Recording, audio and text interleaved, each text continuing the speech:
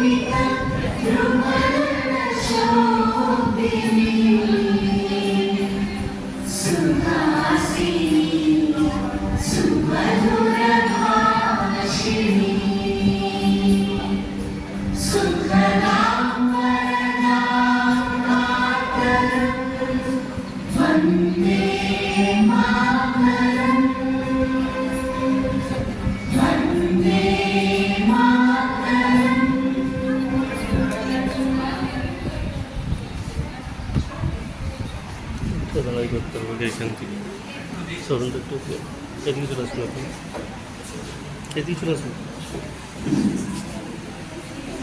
ব্যাস ভাই ও বোনেরা, আজ আমি তোমাদের সামনে দাঁড়িয়ে বলছি সেই মহান বাহিনীর কথা, যার নাম শুনলে বুকে ভরে ওঠে আজাদি ঘোষ।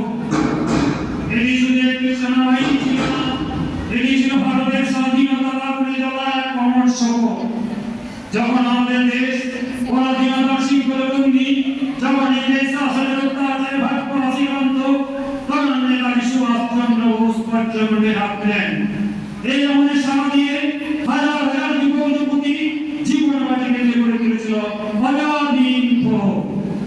এই বাহিনীর সৈনিকরা জানতো সামনে নিহিত অপেক্ষা করছে, তবুও তারা পিছিয়ে যায়নি, কারণ তাদের জীবনে ছিল একটাই স্বপ্ন, স্বাধীন ভারত। তারা যুদ্ধক্ষেত্রে শুধু অস্ত্র নিয়ে লড়েনি, তারা লড়েছিল আত্মসম্মান, আত্মমর্যাদা ও মাতৃভূমির প্রতি তাদের ভালোবাসা। আজাদির ভোর আমাদের শিখিয়েছে স্বাধীনতা ভিক্ষা করে পাওয়া যায় না, অর্জন করতে হয় ত্যাগ, সাহস ও সংগ্রামের মাধ্যমে। তাদের আত্মবলিদান বৃথা যায়নি, তাদের রক্ত, তাদের অশ্রু, তাদের ত্যাগই ভারতের স্বাধীনতার পক্ষে আরো দ্রুত করে তুলেছিল। আজ আমরা স্বাধীন দেশের নাগরিক, কিন্তু এই স্বাধীনতার পেছনে যাদের রক্ত মিশে আছে তাদের আমরা কখনো ভুলতে পারিনি।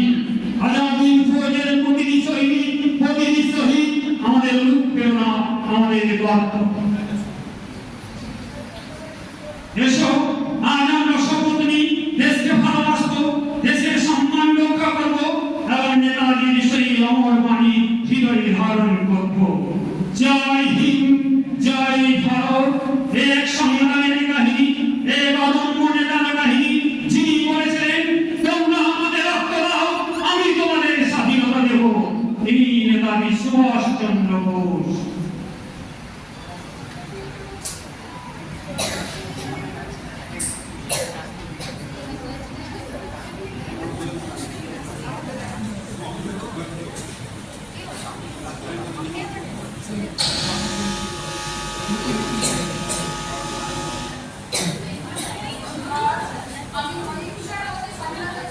বাপুজি অহিংসা মহান, কিন্তু ব্রিটিশরা তা বোঝে না। আমাদের লড়াই করতে হবে।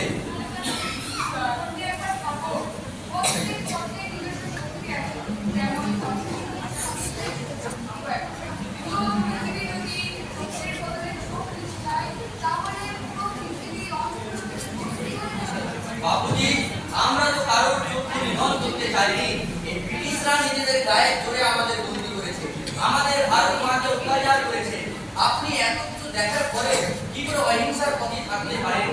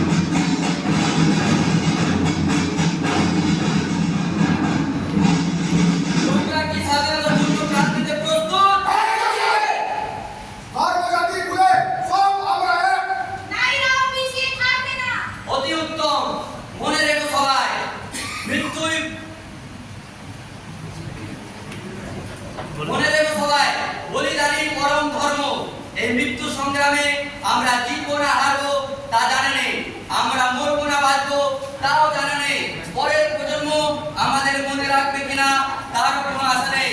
কিন্তু আমাদের দেশ স্বাধীন হবে, আমরা মুক্তি পাবো, আমাদের বলিদান সফল হবে। জয় হিন্দ, জয় হিন্দ, জয় হিন্দ।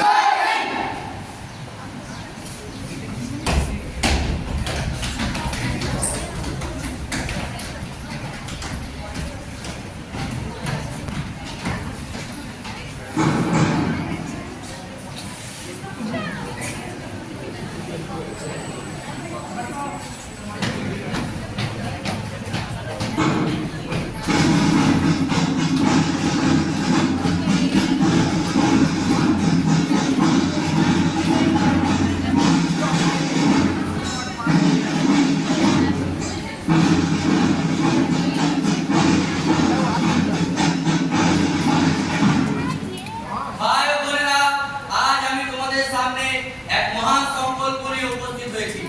আমাদের মাতৃভূমি